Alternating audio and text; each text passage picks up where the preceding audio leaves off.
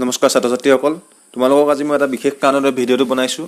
তোমালোকে সকলোৱে টুইট কৰিছা বা ফেচবুক হোৱাটছআপত লিখিছা এক্সাম কেনচেল হ'ব লাগে বা নিজৰ কথাটো কৈছা এখন ন'টিচ লাগে।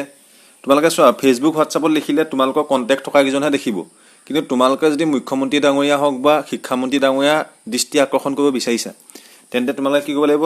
এটা সুন্দৰ পথ আছে, সেইটো হৈছে টুইটাৰত হিমন্ত বিশ্ব শৰ্মা ডাঙৰীয়া আৰু আমি ৰণোজ পেগু ডাঙৰীয়াক টুইট কৰিব লাগিব বা সেৱা কৰ্তৃপক্ষক আমি তেওঁলোকক টেগ কৰি পেলাই টুইট কৰিব লাগিব। ময়ো বহুতকেইটা টুইট কৰিছোঁ, এইটো মোৰ টুইটাৰ একাউণ্ট। তোমালোকে যোন টুইটাৰত আছে মোক ফ'ল' কৰি ল'বা। মই টুইট কৰিছোঁ সেইখিনি তোমালোকে ৰিটুইট কৰিবা। হ'ল, তাৰপৰা চোৱা, ইয়াত মই লিখিছোঁ দেখিছেনে, কেনচেল আছাম বৰ্ড এক্সাম 2021, এইখিনি মই টুইট কৰিছোঁ।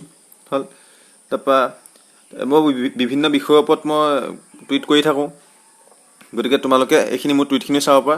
আৰু এতিয়া চোৱা, মেইন কথাটোলৈ আহিছোঁ। কি কৰিবা তোমালোকে? টুইটাৰত গৈ পেলাই তোমালোকে বহুত হেছটেগ চলাব লাগিব। হেছটেগ কেনেকৈ চলাবা? টুইটাৰত টেগ কৰিবা। টেগ কৰিব জানা নহয় চাগে, যে hashtag cancel Assam board exam.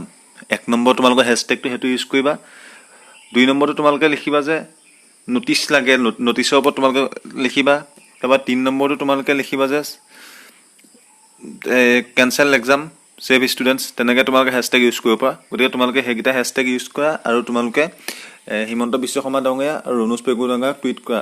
নহ'লে তোমালোকে ফেচবুক হোৱাটছআপত ষ্টেটাছ দিলে সেই ষ্টেটাছখিনি তেওঁলোকে নাপায় বা তোমালোকৰ মনৰ কথাটো তেওঁলোকে জানিব নোৱাৰে। গতিকে তোমালোকক মই কোৱা নাই যে এক্সাম কেনচেল কৰিবলৈকে টুইট কৰা। তোমালোকৰ মনত যিটো আছে সেইখিনি তোমালোকে টুইট কৰা।